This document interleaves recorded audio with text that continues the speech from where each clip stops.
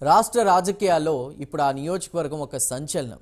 గురు శిష్యులుగా పేరున్న ఆ ఇద్దరు ఇప్పుడు తలపడుతున్నారు. ఇప్పటి వరకు ఓటమెరుగని ఆ ఇద్దరి నేతల్లో ఒకరికి తొలిసారి ఓటమి రుచి చూపించబోతోంది.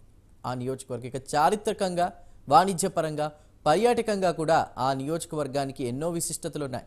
ఇంతకీ ఏ నియోజకవర్గం అనుకుంటున్నారా? అదే విశాఖపట్నంలోని భీమిలి నియోజకవర్గం. ఈ ఎన్నికల్లో భీమిలిలో పట్టు సాధించాలని వైసీపీ, టీడీపీ పట్టుదలతో ఉన్నారు. వైసీపీ నుంచి మరోసారి ముత్తంశెట్టి శ్రీనివాసరావు బరిలో నిలవగా, టీడీపీ నుంచి మాజీ మంత్రి గంటా శ్రీనివాసరావు రంగంలోకి దిగారు. దీంతో భీమిలి పాలిటిక్స్ మరింత రసవత్తరంగా మారాయి. మరి ఇద్దరిలో ఎవరికి ప్రజలు పట్టం కడతారు? భీమిలికి బాస్ అయ్యేది ఎవరు?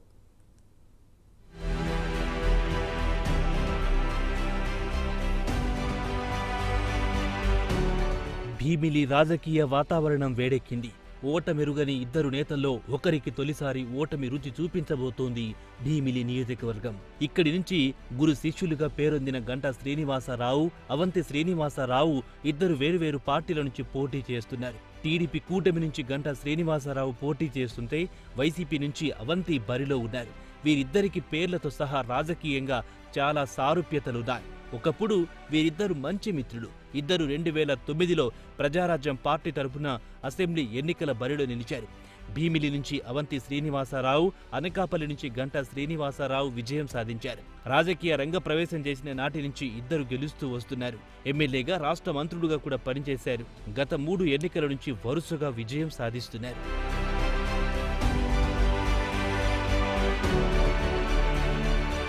వైసీపీ నుంచి మరోసారి అవంతి శ్రీనివాస్ పోటీ చేస్తున్నారు. నియోజకవర్గంలో శ్రీనివాసరావుకు మెరుగైన పరిచయాలున్నాయి.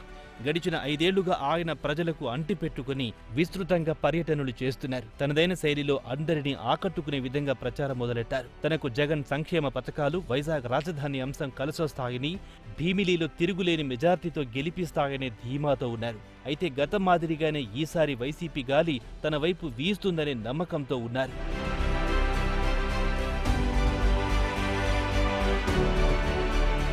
భీమిలిలో గెలుపు ఇద్దరు అభ్యర్థులకు ప్రతిష్టాత్మకంగా మారుతోంది. అయితే అవంతి శ్రీనివాస్కు ఇక్కడి పరిస్థితులన్నీ పూర్తిగా అనుకూలంగా మారిపోయినట్లు తెలుస్తోంది.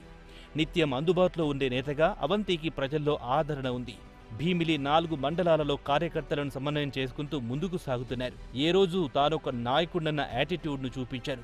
తాను కూడా ఒక సాధారణ కార్యకర్త అన్నట్టుగానే అందరితోనూ కలిసిపోతారు. ఎమ్మెల్యే ఉన్నప్పుడైనా, మంత్రిగా ఉన్నప్పుడైనా ఒకేలా బిహేవ్ చేశారు. తాను రాజకీయాల్లోకి వచ్చిన మొదటి రోజు ఎలా ఉన్నారో నేటికి అంతే క్రమశిక్షణతో ఉన్నారు. తారతమ్య భేదాలు లేకుండా అందరిని కలుపుకొని పోతారన్న పేరు సంపాదించుకున్నారు. రాజకీయాలకు, పార్టీలకు అతీతంగా అందరి పనులు చేసి పెడతారన్న పేరు తెచ్చుకున్నారు.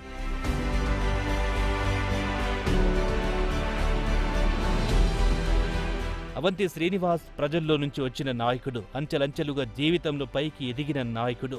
ఏ కార్యకర్త అయినా ఆయనను కలవాలంటే చిటికెలో పని. అందరికీ అందుబాటులో ఉంటారు కాబట్టి ఆయన ప్రజలకు మరింత చేరువయ్యారు. పార్టీలో ఎలాంటి గ్రూపుల గోల లేకుండా చూసుకోవడంలో అవంతి సక్సెస్ అయ్యారు. ఇక ప్రత్యర్థి గంటాను అవంతి వర్గం గట్టిగా టార్గెట్ చేస్తోంది. గంటా ఎన్నికలకు ఒకసారి నియోజకవర్గం మారుతాడని, ఈసారి గెలిపించిన తర్వాత ఎన్నికలకు మళ్లీ కనిపించడు అంటూ అవంతి వర్గం ప్రచారం చేస్తోంది. ఇక్కడ పొత్తులో భాగంగా జనసేనకు టికెట్ రాకపోవడంతో జనసేనలో అసంతృప్తిగా ఉన్న కొంతమంది కార్యకర్తలు తన వైపు తిప్పుకున్నారు అవంతి శ్రీనివాస్. అంతేకాదు, కూటమిలో గ్రూప్ల గోలలతో అసంతృప్తిగా ఉన్న వారందరినీ అవంతి శ్రీనివాస్ మెల్లగా తన వైపు లాగేసుకుంటున్నారు. ఎన్నికల చదరంగంలో వ్యూహాత్మకంగా అడుగులు వేస్తున్న అవంతి శ్రీనివాస్ ప్రత్యర్థికి చెక్ చెప్పే విధంగా పావులు కదుపుతున్నారని రాజకీయ పరిశీలకులు చెబుతున్నారు. చూడాలి మరి భీమిలి రాజకీయం ఏ మలుపు తిరుగుతుందో అన్నది.